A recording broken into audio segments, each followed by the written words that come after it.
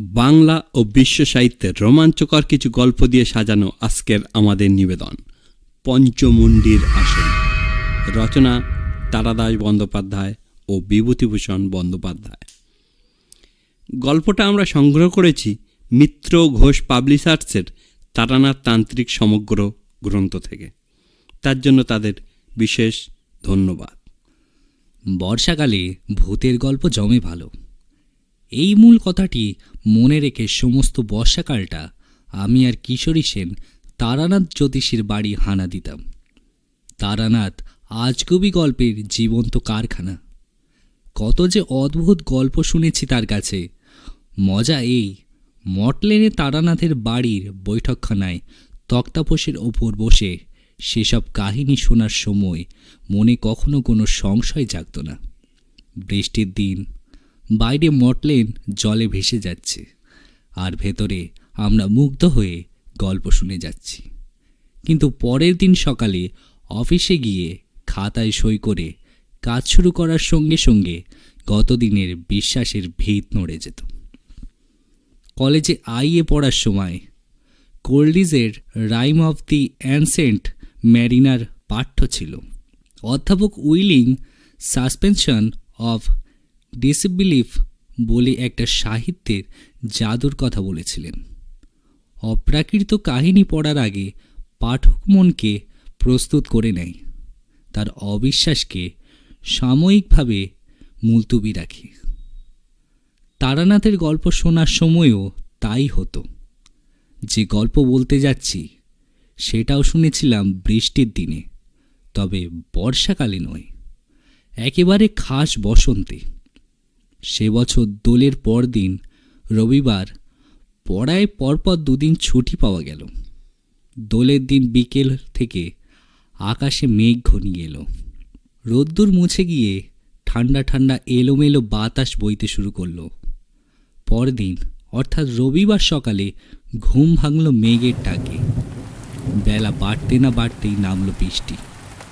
মেসের ম্যানেজার ঘরে ঘরে জানিয়ে গেলেন একে ছুটির দিন, তাই বৃষ্টি নেমেছে।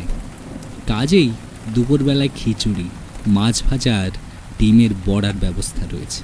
উল্লসিত মনে জলখাবার খেয়ে অতুলবাবুর ঘরে ব্রিজ খেলতে বসে যাওয়া গেল। দুপুরে খিচুড়ি ভক্ষণ করে উঠতেই তার মনের মধ্যে একটা চিন্তা খেলে গেল। তারানাথের কাছে গল্প শুনতে গেলে হয় না? এমন বৃষ্টি ভেজা ছুটির দিন, আজকেই তো আজগুবি গল্প শোনার প্রকৃষ্ট সময়। বন্ধু কিশোরী সেনকে আলাদা করে ডাকতে যাবার প্রয়োজন নেই। এতক্ষণে আকাশের অবস্থা দেখে সেও নিশ্চয়ই তারানাথে বাড়ি যাবার সিদ্ধান্ত নিয়ে ফেলেছে। বহুদিনের অভ্যাস তো, আমাদের পরস্পরের মাথার টনক আছে। ঘণ্টাখানিক বিশ্রাম নিয়ে বিকেল 3:30 নাগাদ বেরিয়ে পড়লাম। মটলেনের মুখে এসে কিশোরীর সঙ্গে দেখা। মোড়ের মাথায় পানের দোকান থেকে সে তারানাথকে দেবে বলে পাসিং শো সিগারেটের প্যাকেট কিনছে। আমাকে দেখে হেসে বলল, টনক নড়েছে তাহলে? আমিও হেসে বললাম, তারানাথের সামনে আমরা সিগারেট খাই না। একান্ত নেশা চাপলে আমরা উসখুস করতে থাকি। তারানাথ বুঝতে পেরে বাড়ির ভেতরে চা বানাতে বলবার অছিলায় উঠে যায়। আমি আর কিশোরী বারান্দায় দাঁড়িয়ে ধূমপান করে আসি। এখন বেশ কিছুক্ষণ নেশা চেপে রাখতে হবে। দুটো খুচরো কাঁচি সিগারেট কিনে একটা আমাকে দিয়ে কিশোরী বলল, নাও ধরাও। দোকানটায় ভালো কাশির জর্দা পাওয়া যায়।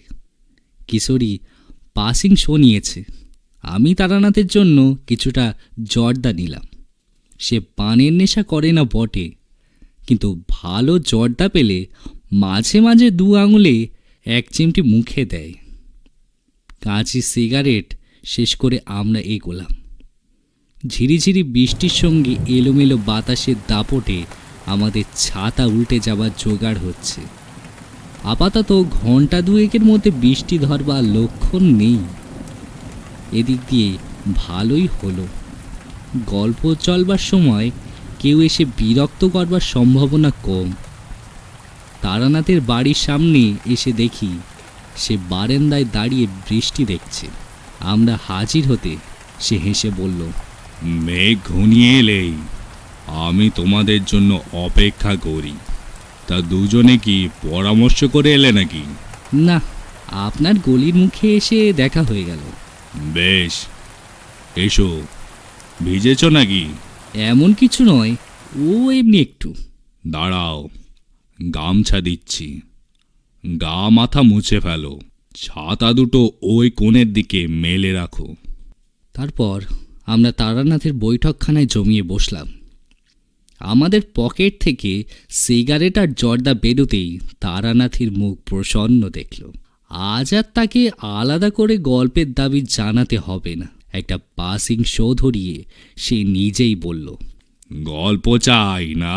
সে তো বটেই, এমনি ভিজে দিন একেবারে গল্প শোনার ওয়েদার, গাঁজাখড়ি গল্পের উপযুক্ত। শুরু করুন। তারানাথ জ্বলন্ত চোখে কিশোরীর দিকে তাকালো। আমি প্রমাদ করলাম। তারানাথ বলল, আবার সেই কথা, গাঁজাখুরি? আমার গল্প গাঁজাখুরি? তাহলে শুনতে আসো কেন? বাজে গল্প না শুনলেই হয়। গেল বুঝি আজকের গল্পের আসর। কিশোরীটাও এমন বেফাস কথা না বলে পারে না। বললাম, ওর কথা শুনবেন না তো, ও সব বিশ্বাস করে, অথচ আপনাকে চটাবার জন্য ইচ্ছে করেই ওরকম বলে। জর্দার পাসিং শো এর অশেষ গুণ। সামান্য স্বস্তিতেই আজ তারানাথ গলে গেল। সে বলল, ঠিক আছে, কিন্তু কেউ একজন তার জীবনে বিচিত্র সত্য কাহিনী বলছে, আর একজন তাকে বুজরুক বলে উপহাস করছে। এ মেনে নেওয়া যায় না। বাদ দিন, ওসবও মজা করে বলেছে। বরং এক কাপ চা বলুন, খেতে খেতে গল্প শোনা যাক। তারানাথ বাড়ির ভেতরে চা বানাবার কথা বলতে গেল। আমরা দুজনেও বারান্দায় এসে দাঁড়ালাম সিগারেট খাবো বলে। কিশোরী সিগারেট ধরিয়ে দিয়ে বললাম, সেরেছিলে কাজ? বুড়োকে খামোখা চটাতে গেলে কেন? অনেক কষ্টে আজ সামলেছি। ঠিকই, ভুল করে আজ ডোজটা একটু বেশি দিয়ে ফেলেছিলাম। ঘরে ঢুকে দেখি তারানাথ তক্তপোষের ওপারে নিজের জায়গায় বসে হুঁকো ধরাবার উদ্যোগ করছে। বললাম, কি হলো? সিগারেট না খেয়ে হুঁকো? টিকে ভেঙে টুকরো করে কলকের ভেতর দিতে দিতে তারানাথ বলল, একটা গল্প মনে এসেছে, বুঝলে? হুঁকোয় তামাক না ধরালে ভালো গল্পের মেজাজ আসে না। তাছাড়া কিশোরীর যে প্যাকেট এনেছে, তাতে আমি কাল বিকেল অবধি চালাবো। যুদ্ধের বাজারে জিনিসপত্রের দাম দেখেছ? পাসিং শো ছিল 2 আনা প্যাকেট, আর হলো 10 পয়সা। আচ্ছা, একটা কথা বলো তো, ইউরোপে হিটলার যুদ্ধ করছে, তার সঙ্গে আমাদের দেশি তরকারির বাজারে লাউ কুমড়ো উচ্চে মূল্যর দাম বেড়ে যাওয়ার কি কারণ? হিটলারের সৈন্যদল কি শুক্তো খায়, না লাউয়ের ঘন্ট? কলকের আগুনে বার কয়েক ফু দিয়ে তারানাথ বলল, যাক, তবু এখনো তামাকের দামটা অন্তত বাড়েনি। হুঁকোয় আরামের টান দিয়ে তারানাথ কিছুক্ষণ স্বপ্নালু চোখে এদিকে তাকিয়ে রইল। তারপর বলল, অনেক দিন আগের কথা বলছি। তখন আমি সদগুরুর সন্ধানে পথে পথে ঘুরে বেড়াই। মনে ভয়ানক বৈরাগ্য। বিয়ে থাও করে সংসার তো পাতবই না, পারলে কখনো গৃহস্থ বাড়িতে আশ্রয়ও নেব না বা রাত কাটাবো না। দ্বিতীয়টা অবশ্য কখনো হয়ে ওঠেনি। মাঝে মাঝে বাধ্য হয়েই গ্রামের মধ্যে কোনো বাড়িতে থাকতে হয়েছে, কিন্তু তা আমার ইচ্ছের বিরুদ্ধে। অন্য কোনো উপায় নেই বলেই। কেন? গৃহস্থ বাড়িতে থাকলে কি হয়? ছোঁয়াচে লাগে সংসারে, বৈরাগ্য নষ্ট হয়ে যায়। না, এসো না। সংসারী মানুষের সংস্পর্শে বেশিক্ষণ থাকলে সংসার পেয়ে বসে। যে পথে বেরিয়ে পড়েছি তার পক্ষে জিনিসটা ভালো নয়। যাই হোক, এমন একবার ঘুরতে ঘুরতে সন্ধ্যার সময় এক গ্রামে গিয়ে হাজির হয়েছি। সারাদিন পথ হেঁটে শরীর খুব ক্লান্ত। ইচ্ছের বিরুদ্ধেই আশ্রয় নিলাম এক গেরস্তর বাড়িতে। যেচে যাইনি। গ্রামে ঢোকবার মুখে এক মুদিখানা, একটু বিশ্রাম করবার জন্য থেমেছিলাম। দোকানি বলল, দূর থেকে আসছেন বুঝি? এদিকে আগে কখনো দেখেছি বলে তো মনে হচ্ছে না। কোথায় যাবেন? কোথাও যাব না ভাই, পথে পথে ঘুরে বেড়াই আর ভগবানের নাম করি। খুব তেষ্টা পেয়েছে, একটু জল খাওয়াতে পারো? আপনারা? ব্রাহ্মণ। কর্তা, আমরা কলু। আমাদের জল নিতে তো আপনার চলবে না। ওই কলসিতে জল আছে, বেলে মাটির কলসি, ঠান্ডা জল। নতুন মাটির ভাঁড় দিচ্ছি, একটু নিজে গড়িয়ে খান। তুমি ব্যস্ত হয়েও না, আমি অত কঠোর সাধু নই। কলসির পাশে তো বেশ ঝকঝকে করে মাজা কাঁসার ঘটি রয়েছে দেখছি।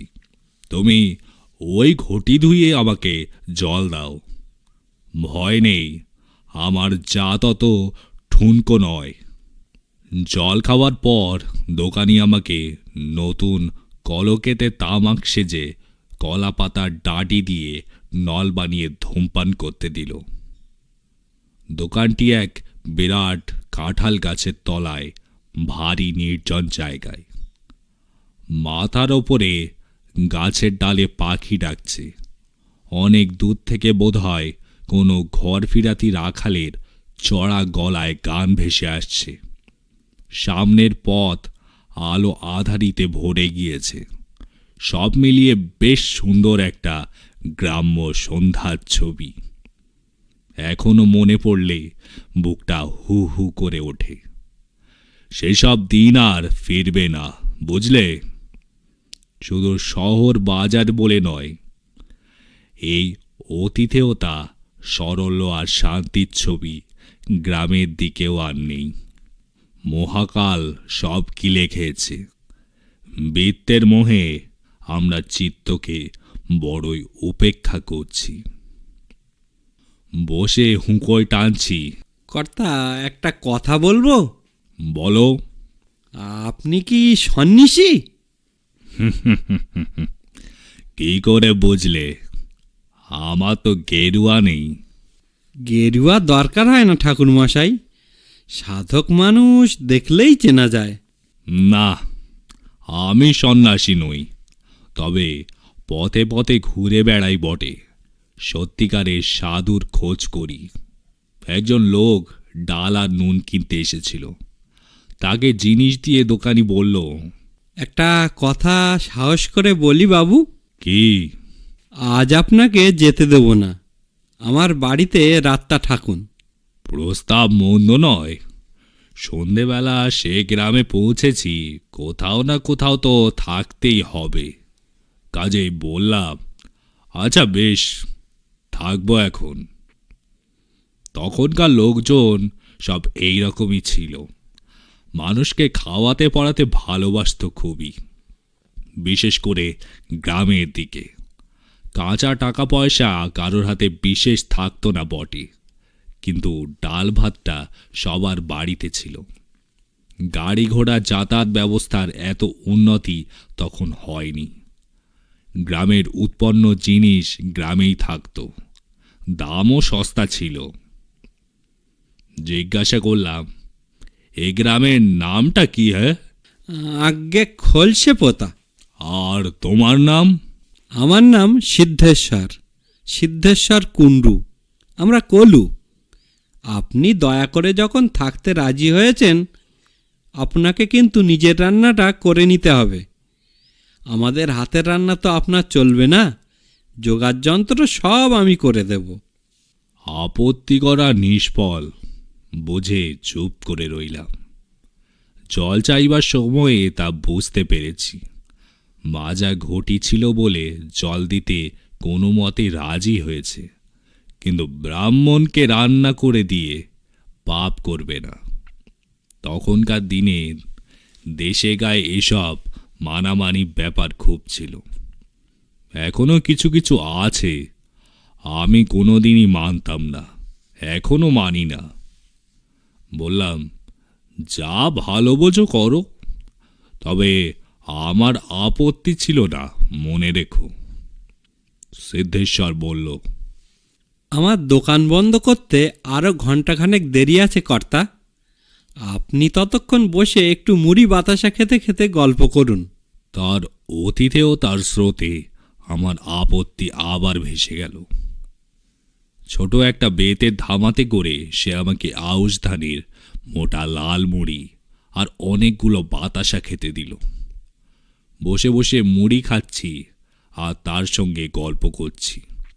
মাঝে মাঝে দু একজন খদ্দের সামান্য সওদা করতে আসছে, তাদের কথাও শুনছি। সব মিলিয়ে ভারী সুন্দর বাংলাদেশের গ্রামের ছবি। শহরে বাস করতে আর ভালো লাগে না হে, নেহাত উপায় নেই তাই থাকা। এই যে মুড়ির কথা বললাম, কতদিন অমর লাল লাল গোলমুড়ি খাই না, সে স্বাদই ছিল আলাদা। নিজেদের দেশের অনেক ভালো জিনিস আমরা হারিয়ে ফেললাম, বুঝলে। এই সময় একটা ঘটনা ঘটল, যাতে দোকানি সিদ্ধেশ্বরকে আমার ভারী ভালো লেগে গেল। মুড়ি তখন প্রায় শেষ হয়ে এসেছে। এমন সময় একটা বাচ্চা বছর 10 মেয়ে এসে দাঁড়ালো। তার পরনে কম দামি মোটা একটা ডুরের শাড়ি, হাতে একখানা কাঁসার বাটি। তাকে দেখে সিদ্ধেশ্বর বলল, কিরে কমলি, কি চাই? মা পাঠালো তেল, নুন আর মটর ডাল নেবার জন্য। পয়সা এনেছিস? কমলি চুপ করে দাঁড়িয়ে রইল। কিরে, পয়সা এনেছিস? না সিধু কাকা, জানেন তো বাবা এখনো ফেরেনি, তাই মা বলল। তোর বাবা এখন কোথায়, কবে ফিরবে? বাবা কলকাতায়, মা ঠিকানা জানে না, তাই চিঠি দিতে পারছে না। কমলি মাথা নিচু করে রইল। তারপর একবার আর চোখে আমার দিকে তাকিয়ে আস্তে আস্তে ফেরবার পথ ধরল। পেছন থেকে সিদ্ধেশ্বর ডাকল, এই শোন, কোথায় যাচ্ছিস? এদিকে আয়, জিনিস নিবি আয়। মা পয়সা দেয়নি যে। ঠিক আছে, নিয়ে যা।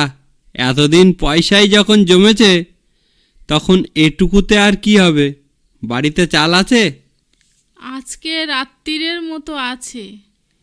কালকের নেই? না। তাহলে চাল নিচ্ছিস না যে?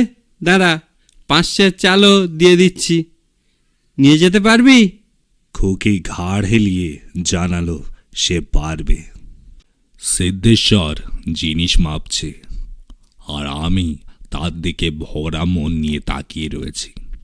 বাহ, বেশ ভালো তো মানুষটা, এমন খুব বেশি একটা দেখতে পাওয়া যায় না। কমলি জিনিস নিয়ে চলে যেতে সিদ্ধেশ্বর আমার দিকে তাকিয়ে বলল, মেয়েটাকে দেখলেন কর্তা? বড় কষ্ট ওদের। বাপটা ঘুরে ঘুরে নানা রকম কাজ করে বেড়ায়, 9 মাসে 6 মাসে একবার বাড়ি আসে। বউটা কষ্ট দুঃখ করে সংসার চালায়। মেয়েটা খুব ভালো, মাকে সব কাজে সাহায্য করে। এইটুকু বয়স, অথচ বায়না নেই, কিচ্ছু নেই। তুমিও ভালো লোক সিদ্ধেশ্বর, মানুষকে ভালোবাসার চেয়ে বড় ধর্ম আর নেই। গ্রামের দিকে সন্ধ্যের পরে একটু একটু করে লোক চলাচল কমে আসতে থাকে। শহরের মতো লোকজনের ভিড় বা বিজলির আলো নেই, কাজেই অন্ধকার নামবার কিছু পরেই দোকানপাট বন্ধ হয়ে যায়। সিদ্ধেশ্বরও দোকান বন্ধ করবার উদ্যোগ করতে লাগলো। প্রথমে সে পেতলের ছোট ধুনুচিতে টিকে নিয়ে সমস্ত দোকান ঘরে ধুনো দিল। পবিত্র গন্ধে ভরে গেল চারিদিক। একটা বোতল থেকে গঙ্গা জল নিয়ে ছিটিয়ে দিল। তারপর হাতে সামান্য গঙ্গা জল নিয়ে কাঠের ক্যাশ বাক্সের ওপর বুলিয়ে নিল। ব্যাস, তার আজকের মতো বাণিজ্য শেষ। বিক্রির টাকা সঙ্গে নিয়ে দোকানে তালা লাগিয়ে সে বলল, চলুন ঠাকুর মশাই, এবার যাওয়া যাক। গ্রামে ঢুকেই পথের বাঁদিকে একটু গাছপালা ঘেরা জায়গায় সিদ্ধেশ্বরের বাড়ি। খড়ের ছাউনি, মাটির দেয়াল, কিন্তু খুব পরিচ্ছন্ন। বড় বড় 4-5খানা ঘর, মাঝখানে উঠোন, তুলসী মঞ্চ। উঠোনের একদিকে ছোট একটা ধানের গোলা। গোলার পাশে গোয়ালে দুটো গরুও রয়েছে দেখলাম। পল্লীগ্রামের মোটামুটি সম্পন্ন গৃহস্থলীর রূপ। বাড়িতে ঢুকেই উঠোনের প্রান্তে একখানা মাঝারি খড়ে ছাওয়া চালা, সামনে দাওয়া। বুঝলাম সেটি চণ্ডীমণ্ডপ হিসেবে ব্যবহৃত হয়। সিদ্ধেশ্বর সেখানেই আমাকে থাকার ব্যবস্থা করে দিল। তার বাড়ির সকলে ভারী অতিথি বৎসল। খবর পেয়েই একে একে এসে আমাকে প্রণাম করে গেল। উঠোনের পাতকুয়ো থেকে জল নিয়ে হাত মুখ ধুয়ে শান্ত হয়ে বসলাম। একটু পরে সিদ্ধেশ্বরও এসে বলল, আরও কিছুক্ষণ বাদে রান্না শুরু করলেই হবে। এখন ততক্ষণ একটু তামাক খেয়ে নিন। ছেলেকে বলেছি নতুন হুঁকোয় জল ফিরিয়ে তামাক সেজে আনতে। রান্নার জন্যে প্রচুর জিনিস দিল সিদ্ধেশ্বর। সরু আমন ধানের চাল, আলু, মটর ডাল, গাওয়া ঘি, বাড়ির গরুর দুধ 1 ঘটি। সবশেষে সে এনে হাজির করল একখানা 2.5 ওজনের রুই মাছ। আমি অবাক হয়ে বললাম, আচ্ছা লোক তো তুমি, এত কি একজন মানুষ খেতে পারে? এ কি কাণ্ড! সিদ্ধেশ্বর বিনয়ী গলায় বলল, ঠাকুর মশাই, ঠিক করেছি আজ আমরা আপনার প্রসাদ পাব। মাছ এক্ষুনি কুটে দেওয়া হচ্ছে। আমার ছেলের বউ বাটনা বেটে দেবে। মাছটা রান্না করুন। বাড়ির সকলের ইচ্ছে আপনার হাতের রান্না খাবে। রান্না করবার সময় সিদ্ধেশ্বরের কাছে বসে গল্প করতে লাগল। গ্রামের বাইরে কোথাও শিয়ালের দল ডাকছে। এখনো সেসব কথা মনে পড়লে বুক হু হু করে। কতদিন গ্রামের সেই রূপ দেখি না। মানুষের আসল জীবন পল্লী গ্রামেই রয়েছে, বুঝলে? শহরে কেবল জীবিকার জন্যে থাকা। ভালো লাগে না, তবু মেনে নিতে হয়। তামাক খাওয়া শেষ করে ভাত চাপিয়ে দিলাম। পরিষ্কার কাপড়ে বেঁধে মটর ডাল ভাতের মধ্যে ছেড়ে দিয়েছি। বাড়ির মধ্যে থেকে মেয়েরা মাছ কুটে একটা কাশিতে করে পাঠিয়ে দিল, সঙ্গে বাটনা। সিদ্ধেশ্বর নানার গল্প করছে। চাষবাসের অবস্থা, গত বছর ভালো বৃষ্টি হয়নি, দ্রব্যমূল্য বৃদ্ধি ইত্যাদি। কিন্তু আমি লক্ষ্য করলাম এসব কথায় তার যেন ঠিক মন নেই। কোনো একটা কিছু সে যেন বলতে চায়, কিন্তু সিদ্ধান্ত নিয়ে উঠতে পারছে না। আমি শেষ পর্যন্ত নিজেই বললাম, কি ব্যাপার বলো তো সিদ্ধেশ্বর? তোমাকে দেখে মনে হচ্ছে তুমি আমাকে কিছু বলতে চাও। যদি তাই হয় তাহলে নিঃসংকোচে বলো। মনের ভেতরে কোনো কথা লুকিয়ে থাকলে সেটা না বলে ফেলা পর্যন্ত মানুষের ভারী অস্বস্তি হয়। আমার কথা শুনে সিদ্ধেশ্বর যেন স্বস্তির নিঃশ্বাস ফেলে বাঁচল। ঠিক বলেছেন ঠাকুর মশাই। একটা জিনিস আজ কদিন হলো মনের মধ্যে খালি ঘুরপাক খাচ্ছে। কাউকে বলতেও পারছি না। কেন কাউকে বলতে পারছো না কেন? সে একটা অদ্ভুত ব্যাপার ঠাকুর মশাই। লোকে শুনলে হয়তো পাগল হয়েছি মনে করে খেপাবে, কিন্তু মনে করবেন না। আজ আপনাকে এখানে নিয়ে আসার পেছনে আমার একটু স্বার্থও আছে। আপনি সাধক সন্ন্যাসী মানুষ। ভাবলাম আপনি হয়তো আমার সমস্যার একটা সুরাহা করতে পারবেন। কথা বলতে বলতে হঠাৎ থেমে গিয়ে সিদ্ধেশ্বর আমার পেছন দিকে তাকিয়ে রইল। তার চোখে ভীত ও বিস্ময় মেশানো কেমন এক দৃষ্টি। আমি একটু অবাক হয়ে একবার পেছন ফিরে তাকালাম। না, কিছু নেই তো। তাহলে কি দেখছো সিদ্ধেশ্বর? বললাম, কি হলো? কি দেখছো ওদিকে? আপনি কিছু দেখতে পেলেন না? কি দেখতে পাবো? কি ব্যাপার বলো তো? পরে বলছি সব। আগে আপনি রান্নাবান্না সেরে নিন। ভেতর বাড়ির পাট চুকে গেলে আমি আপনার কাছে এসে বসবো এখন, তখন সব বলবো। কৌতূহল চেপে রেখে রান্নায় মন দিলাম। পথে পথে একা ঘুরতে হয়। রান্নাটা মন্দ শিখিনি, নিজেও খেতে ভালোবাসি। ভোজন রসিক না হলে ভালো রান্না করা যায় না। নিজের জন্য কিছু মাছ রেখে বাকিটা বাড়ির ভেতরে পাঠিয়ে দিলাম। খাওয়া দাওয়ার পর এক ছিলাম, তামাক সেজে এসেছি। এমন সময় সিদ্ধেশ্বর এসে কাছে বসল। বলল, ভেতরে মেয়েরা আপনার রান্নার খুব প্রশংসা করছে ঠাকুরমশাই। কোথায় শিখলেন এমন রান্না? পথে কাটানো জীবন শিখিয়েছে। কিছুক্ষণ তামাকে টান দিয়ে বললাম,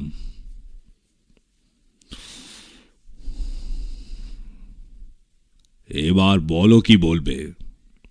পাড়াগায়ে রাত্রে নিঝুম হয়ে এসেছে। মৃদু হাওয়ায় কাঁপছে কেরোসিনের ডিবের শিখা। এক ধরনের রহস্যময় পরিবেশ তৈরি হয়েছে চারিদিকে। সমস্ত কিছু শুরু আজ থেকে মাসখানেক আগে।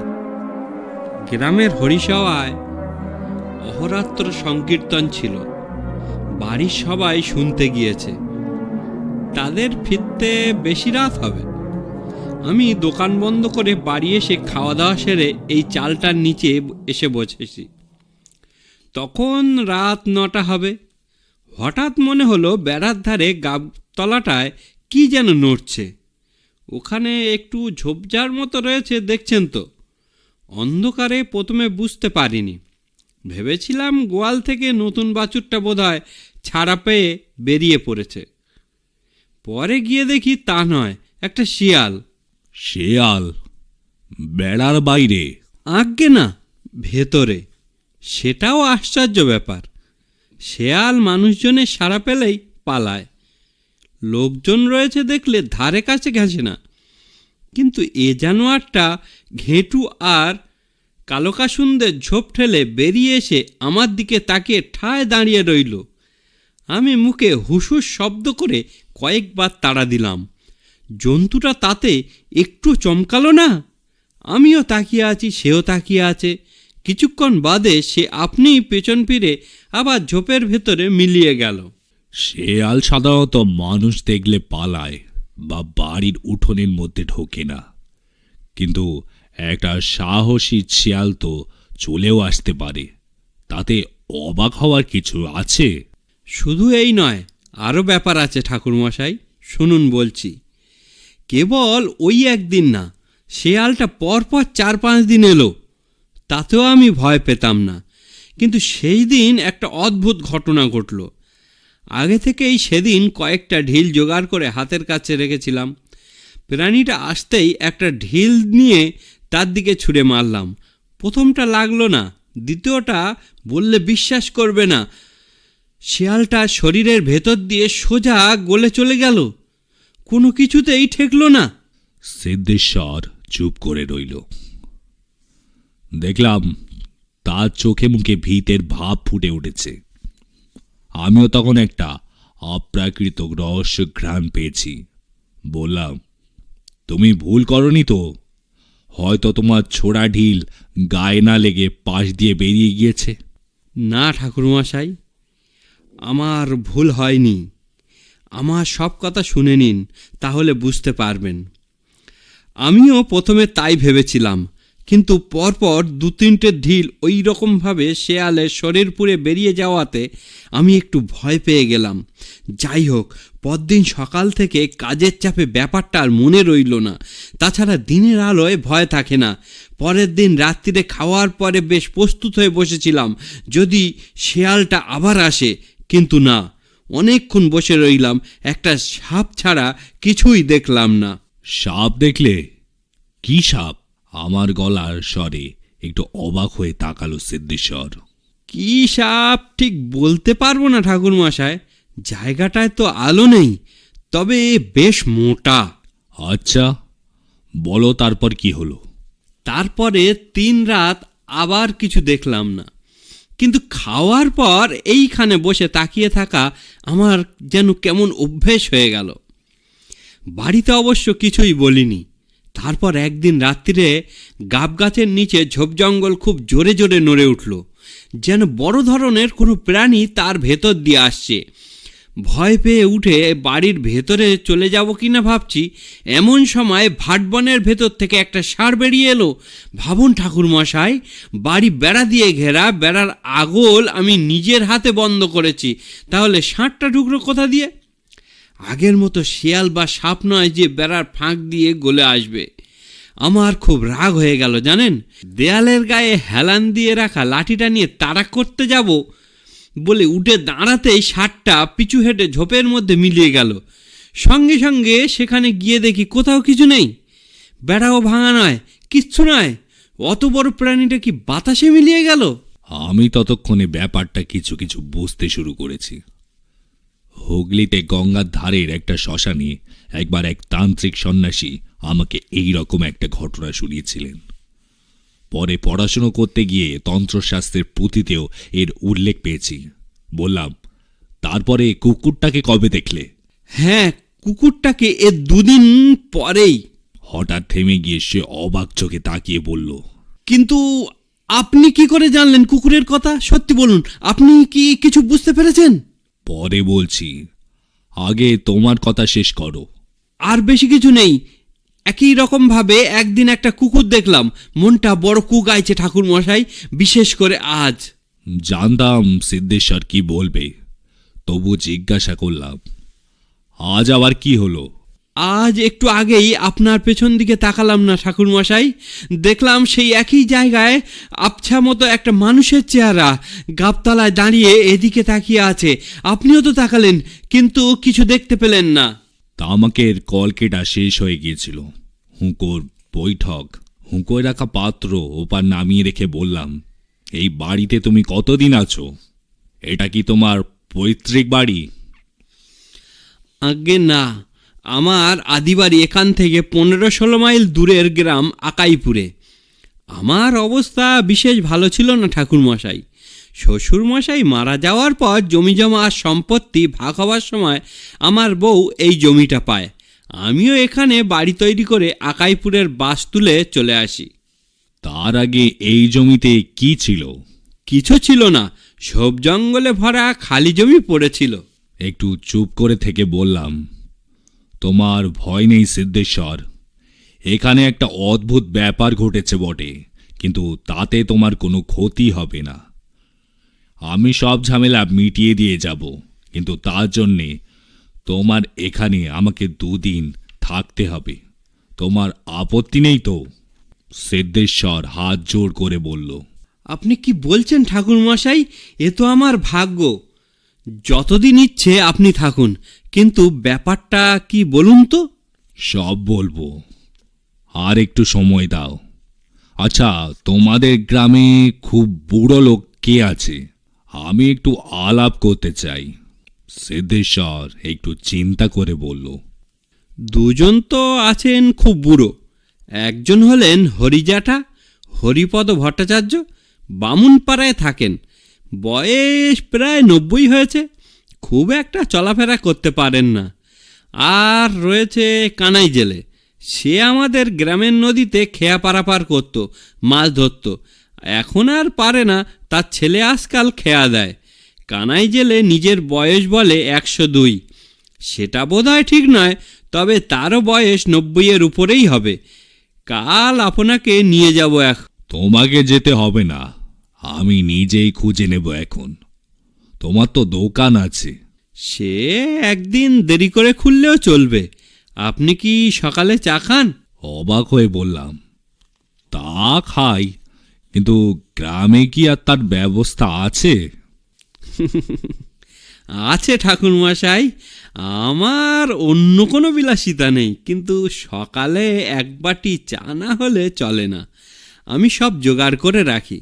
তারানাথ আমাদের দিকে তাকিয়ে বলল, তোমরা ভাবছো বাড়িতে চায়ের ব্যবস্থা থাকা আবার এমন কি একটা ব্যাপার, কিন্তু আমি যে সময়ের কথা বলছি তখন গ্রামে তো দূরের কথা, শহরেও চা খাওয়ার চল তেমন ছিল না। সেদিক দিয়ে সিদ্ধেশ্বরকে খুব আধুনিক মানুষ বলতে হবে। পরের দিন ভোরে ঘুম ভাঙল দোয়েল পাখির ডাকে। তখনও ভালো করে আলো ফোটেনি। চণ্ডীমণ্ডপের পাশে একটা ঝাঁকড়া ডুমুর গাছের ডালে বসে গান গাইছে পাখিটা। এখনো যেন কানে সেই মিষ্টি ডাক ভেসে আসছে। উঠোনের পাতকুয়োর জলে মুখ হাত ধুয়ে নিলাম। একটু পরেই সিদ্ধেশ্বর চা নিয়ে এলো। সে বেচারি ভেবেছে আমি সাধক সন্ন্যাসী মানুষ, আমাকে কি তাদের ব্যবহার করা পাত্রে চা দেওয়া উচিত হবে? গতকাল রাত্রে সে নতুন কলা পাতা কেটে এনে আর মাটির গ্লাসে আমাকে খাবার ব্যবস্থা করেছিল। আজ সকালে দেখি সে পাথরের বাটিতে করে চা নিয়ে এসেছে। বললাম, তুমি খাবে না? আপনি আগে খেয়ে নিন, আমি পরে ভেতরে গিয়ে খাচ্ছি। চা খাওয়া হলে আমরা দুজন বেরোলাম বামনপাড়ার দিকে। জায়গাটা বেশি দূরে নয়। পাড়ায় ঢুকতেই বাদিকে হরিপদ ভট্টাচার্যের বাড়ি। একজন অতি বৃদ্ধ মানুষ বাইরে রোয়াকে পাতা তক্তাপোষের ওপর বসেছিলেন। আমাদের দেখে চোখ কুঁচকে যেভাবে তাকালেন তাতে বুঝলাম আজকাল আর ভালো দেখতে পান না। বললেন, কে কেলে? আগে আমি সিদ্ধেশ্বর, একটু দরকারে এলাম আপনার কাছে। ও, তুমি সিধু, সঙ্গে কে? আগে আমার নাম তারানাথ চক্রবর্তী। পথে হাঁটতে হাঁটতে গতকাল সিদ্ধেশ্বরের বাড়ির অতিথি হয়েছি। আপনার সঙ্গে একটু কথা বলতে চাই। তারানাথ চক্রবর্তী কি করা হয়? কোথাকার লোক? আমার বাড়ি অন্য জেলায়। করার মতো একটু সাধন ভোজনের চেষ্টা করি আর সদগুরুর সন্ধানে ঘুরে বেড়াই। আমি সামান্য লোক। বটে, তা সামান্য লোক কেন? যারা ঠাকুর দেবতার নাম করে তারা তো মহৎ হয়।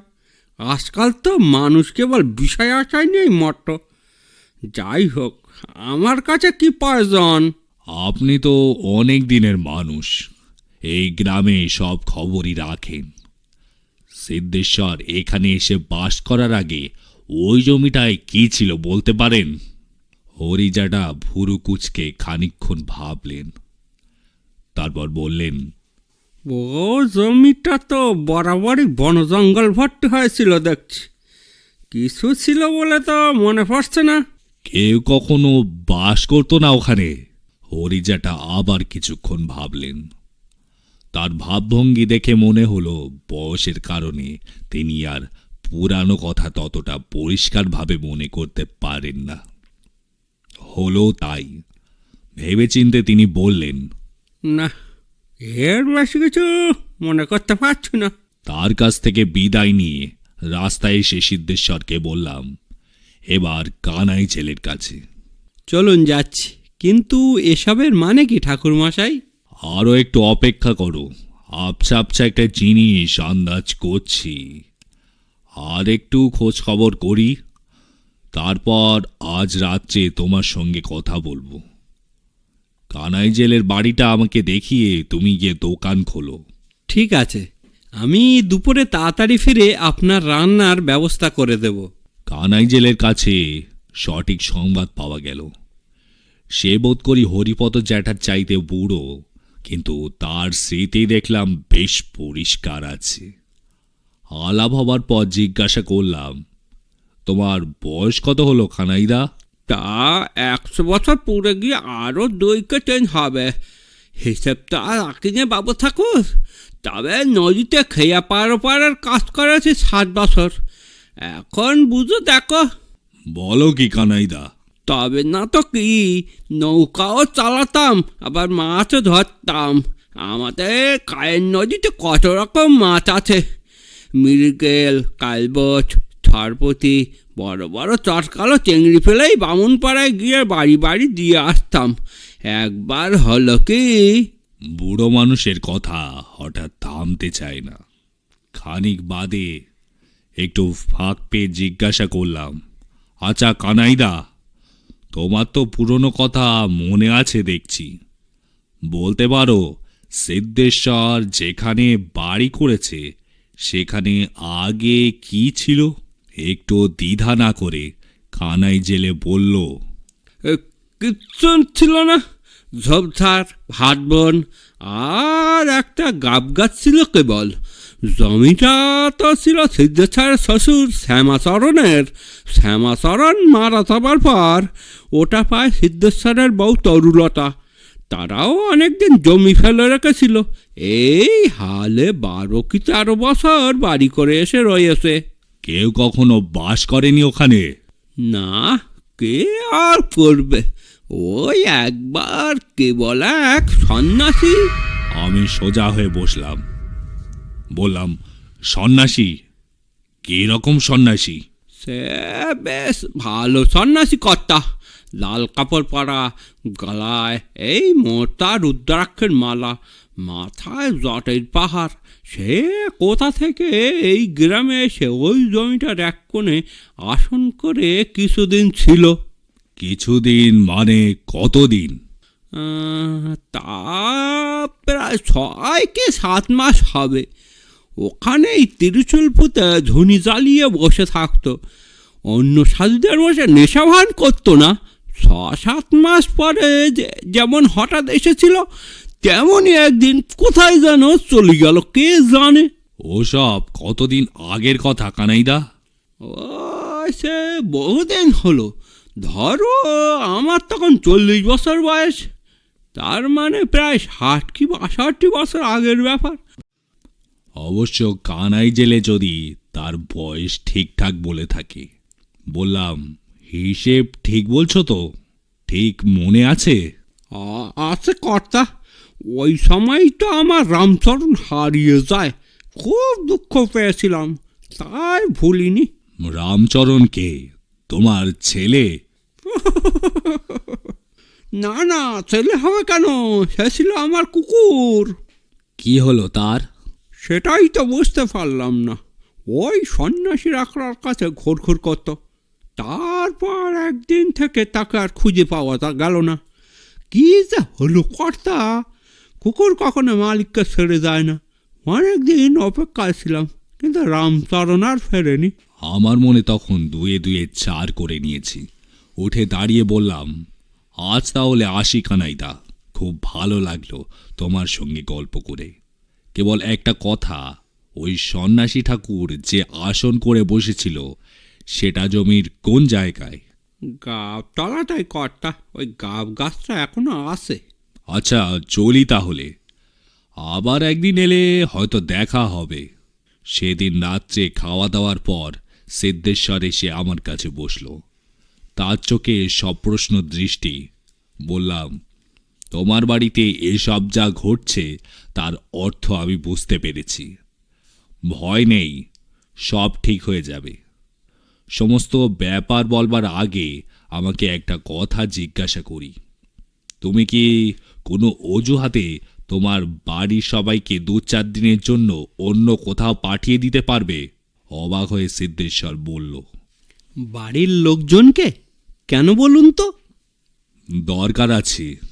শোনো তাহলে বলি। তুমি কি জানো খলসে পোতায় এসে তুমি বাস করবার আগে তোমার ওই গাবতলায় একজন সন্ন্যাসী এসে বেশ কিছুদিন বাস করেছিলেন? সন্ন্যাসী? কই, আমি তো কিছু জানি না। তোমার না জানবারই কথা, এটা প্রায় 60 বছর আগেকার ব্যাপার। গ্রামে কেউ মনে রাখেনি, দু একজন ছাড়া। অত বুড়ো লোক কেউ বেঁচেও নেই। হরিজাটা তো মনে করতে পারলেন না, তবে কানাই জেলের মনে আছে।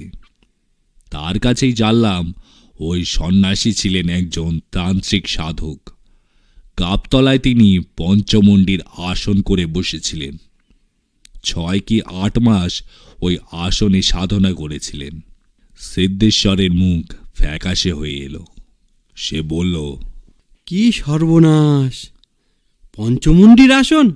ভয় পেও না, এ আসন পবিত্র, এতে কারোর ক্ষতি হয় না। কিন্তু নিয়ম হচ্ছে, সাধনা শেষ হলে আসন ভঙ্গ করে দিতে হয়। এই সন্ন্যাসী তা করেনি, হয়তো জানতেন না, কিংবা গ্রাহক করেনি। পঞ্চমুণ্ডির আসন কিভাবে প্রতিষ্ঠিত করতে হয় জানো? 5টা মানুষের মাথার খুলি লাগে, তাই না? সাধারণত লোকে তাই জানে, কিন্তু অন্যভাবেও হয়। 5টা মানুষের মাথার খুলি জোগাড় করা খুবই কঠিন। তাই শেয়াল, সাপ, কুকুর ও ষাঁড় আর একটা মানুষের খুলি দিয়েও আসন করা যায়। তুমি বুঝবে না, যোগিনী তন্ত্রম নামে একটা পুঁথি আছে। তার 5ম পটলে, মানে অধ্যায়ে লেখা আছে, শিবাসং পাশরং মেয়ং বিশ্বভাঙং মহেশ্বরী নরমুণ্ডং তথা মধ্য পঞ্চমুণ্ডানি হৃদিতম। বিষণ্ণ মুখে সিদ্ধেশ্বরী বলল, আগে ঠিক বুঝলাম না। আমি যা বলেছি সেটা সংস্কৃতে লেখা আছে।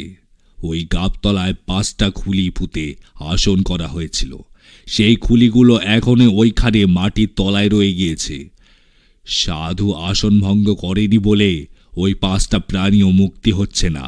যে কোনো সাধকের পক্ষে এটা খুব অন্যায়। নিজের সাধনা শেষ করে চলে গেল, কিন্তু জীবগুলোর মুক্তির ব্যবস্থা করে গেল না। সেই জন্যে ওই প্রাণীরা তোমাকে দেখা দিয়ে তাদের করুণ অবস্থার কথা জানাচ্ছি। মাটি খুঁড়ে খুলিগুলো বের করে নদীর জলে বিসর্জন দিলে ওদের আত্মার মুক্তি হয়ে যাবে। বিস্ময়ে সিদ্ধেশ্বরের চোখ গোল হয়ে উঠেছে। তাই যদি হবে, তাহলে এরা আগে, মানে আরো আগে দেখা দিল না কেন? আমি তো অনেক দিন এই গ্রামে বাস করছি। খুব গুরুত্বপূর্ণ এবং বুদ্ধিমানের মতো প্রশ্ন করেছ সিদ্ধেশ্বর। ব্যাপারটা নিয়ে আমিও ভেবেছি, বুঝলে। আমার বিশ্বাস এর পেছনে তোমার ভাগ্য দেবতার হাত রয়েছে। এর আগে যদি তুমি এদের দেখতে পেতে, তাহলে কেবল ভয় পেতে। এসবের মানেও বুঝতে পারতে না, কোনো প্রতিকারও করতে পারতে না। তোমার বাড়িতে আমি এসে অতিথি হব, এটা স্থির হয়েছিল। হয়তো ঈশ্বরই ঠিক করে রেখেছিলেন। তার 1 মাস আগে থেকে তুমি প্রাণীগুলোকে দেখতে শুরু করেছ। আমিও এসে পড়লাম, সব শুনলাম। এবার তাদের মুক্তির উপায় হয়ে যাবে। তার জন্য এতদিন অপেক্ষা? এসব কে করায় ঠাকুরমশাই? একটু চুপ করে থেকে বললাম, জানি না সিদ্ধেশ্বর, তবে সেটা জানবার জন্যেই তো পথে পথে ঘুরি। যাই হোক, তোমার পরিবারের সকলকে 3-4 দিনের জন্য কোথাও পাঠিয়ে দেওয়ার ব্যবস্থা করো। মাটি খুঁড়ে ওই খুলিগুলোকে বের করে আমাদের নদীতে ভাসিয়ে দিতে হবে। বাড়ির বাচ্চাদের বা মেয়েদের সামনে সেটা করা উচিত হবে না, তারা ভয় পেতে পারে। তাতে কোনো অসুবিধা হবে না কর্তা।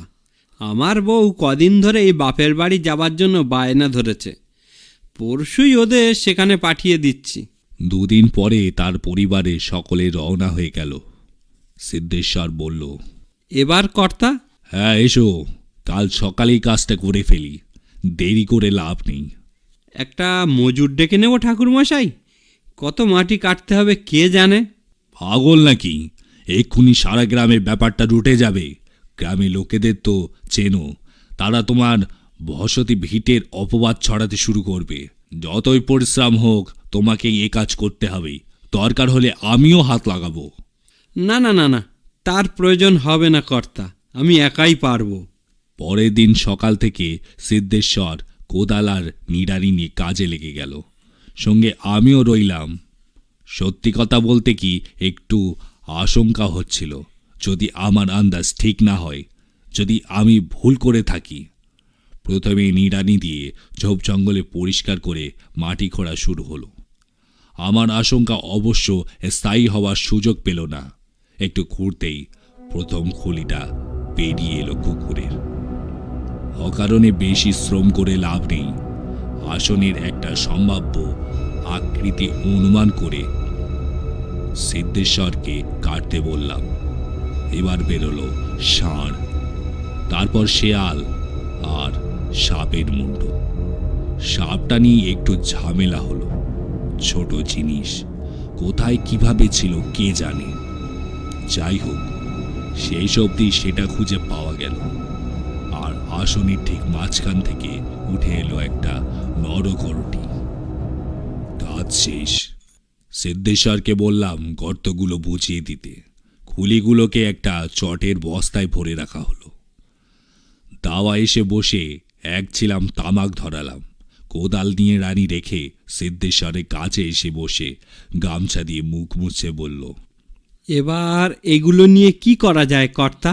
মাঠের দিকে কোথাও নিয়ে গিয়ে পুঁতে দেব? নূর পাগল, এক জায়গার মাটির তলা থেকে তুলে অন্য জায়গায় পুঁতে দিলে তো সেই একই ব্যাপার হবে, কেবল জায়গার বদল হবে মাত্র। বদ্ধ আত্মার মুক্তি হবে না। তাহলে?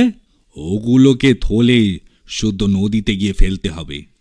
তার আগে মন্ত্র পড়ে আমি জিনিসগুলোকে নিষ্ক্রিয় করে দেব, যাতে ওই আত্মারা আর ফিরে না আসতে পারে। আচ্ছা সিদ্ধেশ্বর, কানাই জেলের ছেলেকে আজ বিকেলে একটু পাওয়া যাবে? কিছুক্ষণের জন্য তার নৌকাটা আমাদের চাই। সে অসুবিধা হবে না, আমি এখনই গিয়ে বলে আসছি। কিন্তু কেন কর্তা? বুঝলে না, করটি শুদ্ধ থলেটাকে নদীর পাড়ের কাছে ফেলা চলবে না। তোমাদের নদীতে খুব বেশি স্রোত খেলে না।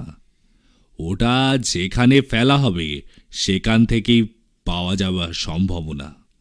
অত্যন্ত কয়েকদিন তো থাকবেই বটে। স্নান করতে নামলে লোকের পায়ে লাগবে, নানা রকম কথা রটবে। গ্রামে দু একজন আজ আমাদের খোঁড়াখুড়ি করতে দেখেছে। কে কোথা থেকে আন্দাজ করবে তার ঠিক নেই। তার চাইতে নৌকো করে ঘাট থেকে কিছু দূরে গিয়ে নদীর মাঝখানে বিসর্জন দেওয়া ভালো। কানাই জেলের ছেলে যে দেখবে, তাকে আমি বলবো আজ তোমাদের বাড়িতে আমি সস্তায়ন করেছি, সেই পুজোর জিনিসপত্র ফেলা হলো। থলে না ফেলে আলাদা কাপড়ে জড়িয়ে নেব এখন। সিদ্ধেশ্বর নৌকা ঠিক করে এলো। তাকে বললাম, আজ আমার রান্না করব না। চিড়ে দই কলা আর সন্দেশ পাওয়া যাবে তো? খুব খুব, আমি এখনই নিয়ে আসছি। দাঁড়াও, আগে যেও না। ওই পথে আরও একটা কাজ আছে, একেবারে মিটিয়ে এসো। কমলীদের সঙ্গে তোমার সম্পর্ক কিরকম? তুমি কোনো অনুরোধ করলে রাখবে? সিদ্ধেশ্বর একটু অবাক হয়ে বলল, কমলি আমাদের গ্রামের, যাকে সেদিন আমার দোকানে দেখেছেন, খুব ভালো সম্পর্ক। ওর বাবা না থাকলে আমি ওদের দেখাশুনো করি বলে কমলির মা আমাকে খুব মানে। কেন কর্তা? কমলীর মাকে বলে এসো আজ বিকেলে অল্প কিছুক্ষণের জন্য যেন মেয়েকে পাঠিয়ে দেয়। বলো যে দুপুরে তোমার বাড়ি একটা পুজো হয়েছে, তার জিনিসপত্র কোনো বাচ্চা মেয়েকে দিয়ে নদীতে ফেলতে হবে, তাই ওকে একটু চাই। আমাদের দিকে তাকিয়ে তারানাথ বলল, এটা কেন করলাম জানো? বদ্ধ জীবান্তকে মুক্তি দেওয়া মহাপূর্ণ কর্ম। যে করে তার সব দিক দিয়ে উন্নতি হয়।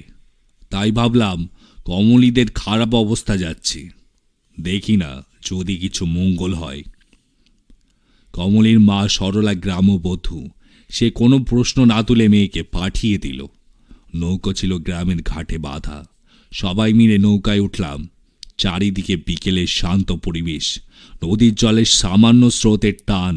গ্রাম থেকে আধ মাইলটা এসে আমরা নির্দেশে কমলের কাপড়ের পুটলিটা জলে ফেলে দিলাম।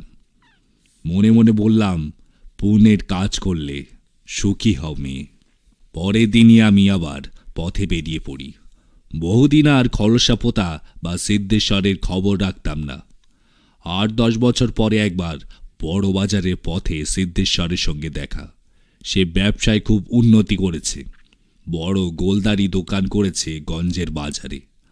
আমাকে প্রণাম করে বলল, সব আপনার দয়ায়, আর কোনোদিন সেসব দেখিনি ঠাকুরমশাই।